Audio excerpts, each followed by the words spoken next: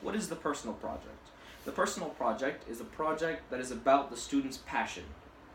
From the start to the end, this entire project is in the student's full control, other than the due date. Um, this is a project that the student wants to do, but doesn't have the time, resources, or opportunity to do this certain task. My personal project. My personal project is scale modeling and learning the history of what I'm creating. So basically, just like creating it and learning the history, learning how people used it, how people operated it, people that actually used it and their experiences. Probably just bouncing off Sherman's bouncing off them, and just destroying everything in their path. That's actually what it is. Scale modeling is basically an accurate representation of something. It can either be bigger or smaller. Size doesn't matter, as long as it's accurate. I will be scale modeling the Tiger 2. Okay. The point of the personal project, I don't mind that sound, there's some weirdo in my house. The point of the personal project is to be able to start and finish the project that you've made from scratch, without any aid from your teachers. Also, it's to prepare the students for college level projects. The student will learn to efficiently research and cite what the task is at hand. My process. I started to watch YouTube videos for techniques on putting the tank together, and materials I need for building this model. The materials include a certain glue and tweezers, but really expensive glue that will dry. Though it's really effective, it's really expensive. I don't know how much, but I know it's pretty expensive from what I saw. And tweezers.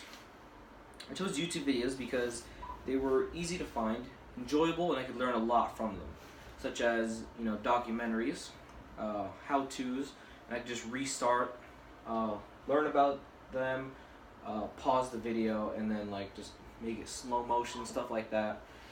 And yeah, I also used video games such as World of Tanks that accurately represents the Tiger to have a perspective on the vehicle. So, my goal for the personal project is to be able to build a 135 scale Tiger 2 without the expensive materials used by professionals, which is like the expensive glue, expensive tweezers that are just extremely accurate, stuff like that. Also, I wanted to camouflage the scale model and add rust and weathering to create a realistic feel.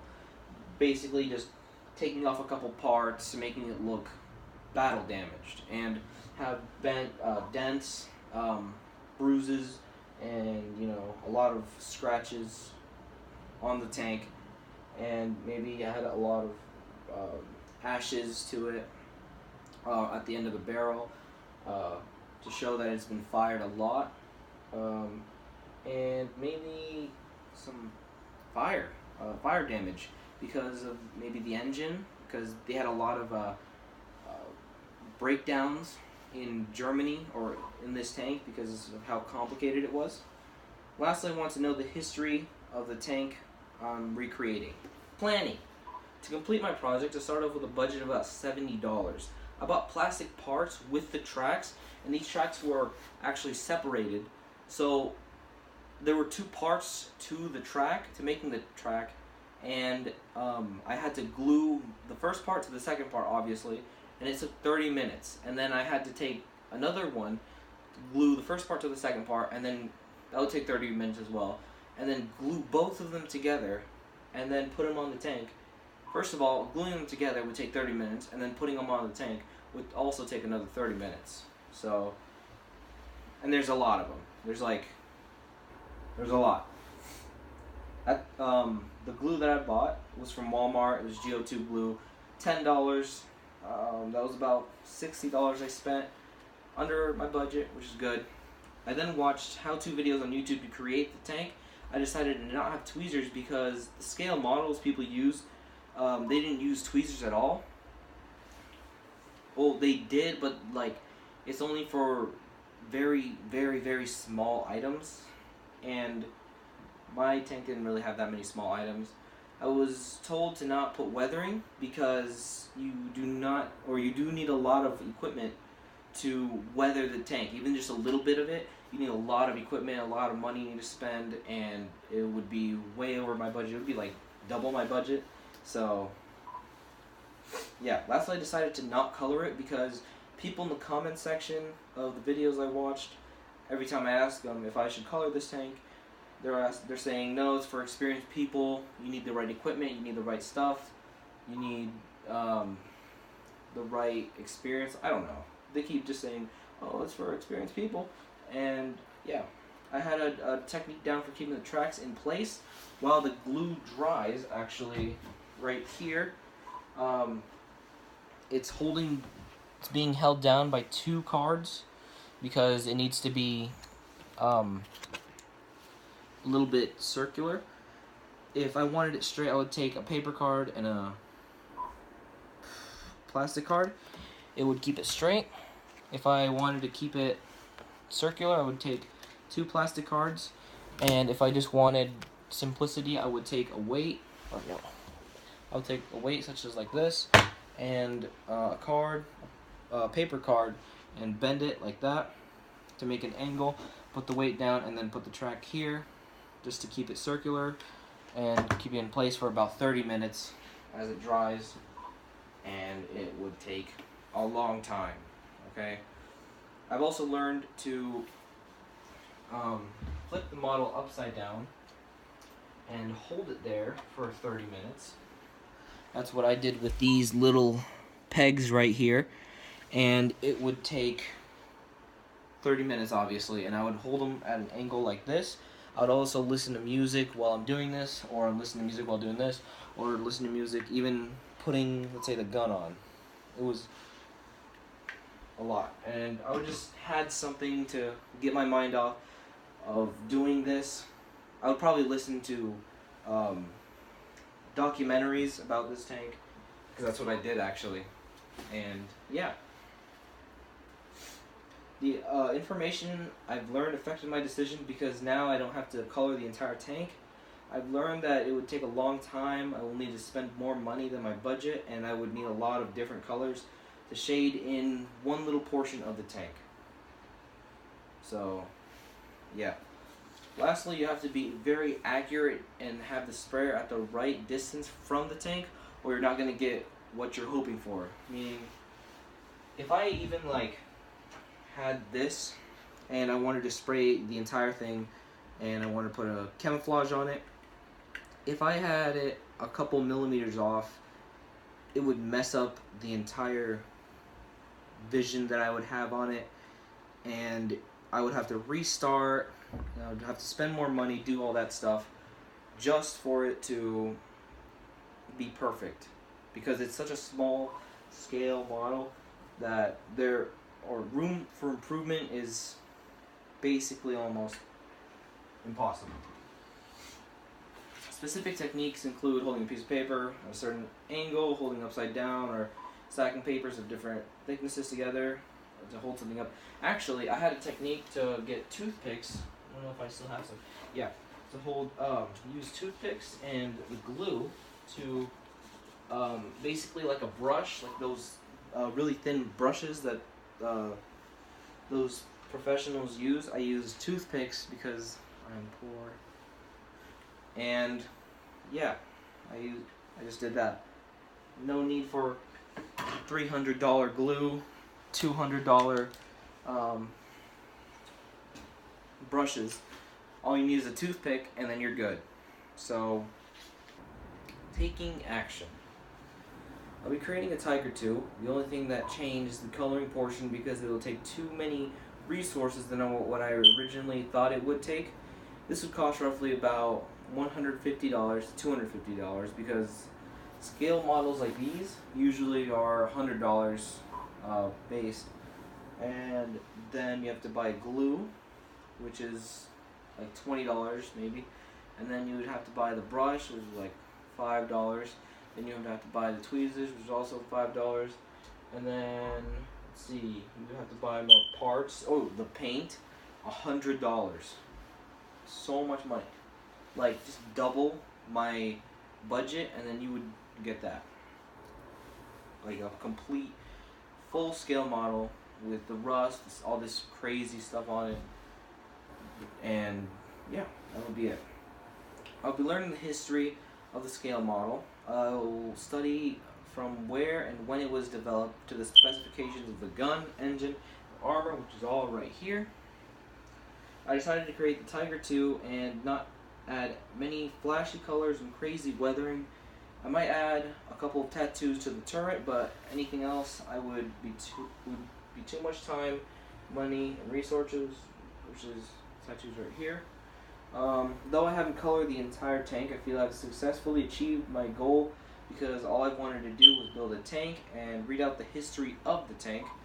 I built the tank with cheap glue and no tweezers. Though the process was very intricate, I finished it without any expensive materials the professionals use. After the project, I do actually want to spend a little bit more money on coloring the Tiger just to make it look more real. Adding rust to it. I've heard pencil marks will add scratches, dents maybe to the turret, maybe the gun, ashes to the end of the barrel to show that it's been fired a lot, and a lot of broken parts, missing parts maybe. That would be pretty cool. I had to alter the camouflage because it was too complicated. And the camouflage I received was cheetah spots, which were really small parts of, like, just spots, okay? And they were small, and they were separated. They were all separate, and I had to put them on, like, I had to water them. They were fragile. I had to water them, and then I had to put them on, like, really, really carefully, and it didn't cover the entire tank. It just covered a small portion of this tank, even if I spaced it out like crazy. And then there was the camouflage. The camouflage also didn't really have a purpose. It just was there. It was just like a really small portion. It was about, I'd say right here. That's how much it would cover. Or it would cover the entire turret, and then that's it. Then you would have to get more, and it cost too much money. So I decided not to put them on. There were also numbers, letters, and patches. I already said that. The numbers were too big. They wouldn't fit anywhere. The letters were too big. They wouldn't fit anywhere. Actually, I think I still have it on. It's somewhere in the Tiger. There are numbers that says Panzer Kampfwagen 7 off B Tiger something. And I think I still have it on. Unless all the work I've done to it, I just took it off because it was too complicated. It was very, very small though. So, yeah. The patches could only go in 12 of the tank. In the comment section, they told me to not put the color on if you're a beginner unless you have the correct equipment and the correct management, I guess, because it's going to take a lot of time and a lot of resources. The global context for my project is scientific and technical innovation. This is implemented because I created a physical model to help me figure out how the tank was created, and it was also implemented because it helped me realize the small parts of a whole working together to keep itself in place. One, reflection. After finishing my research, the Tiger II, I've completed my goal in building the replica without high-grade materials needing to create it. The glue was successful together at gluing things together and exercising my endurance because of the long wait time I had to go through. What didn't work? Starting off, the glue didn't hold as strong as I would like it to at the time that I would want it to hold, leading to a lot of accidental problems such as parts coming off, like those little hinges that keep the track in place. That keeps falling off if I didn't want to, and after 30 minutes it would just lean forward instead of just staying in place. Also, like I said before, the color won't work and the camouflage is too complicated for a beginner. Also, some of the parts I ordered didn't fit after I glued them together, such as the ring in the turret wouldn't glue together, leading to a lot of gluing. This right here would not fit together in the bottom of the turret, so I had to glue it all together, and then I had to use a little bit of force to just like snap it in place. Didn't do anything bad, I just snapped it in place, and then I had to hold it for 30 minutes. A lot of problems went there. Okay.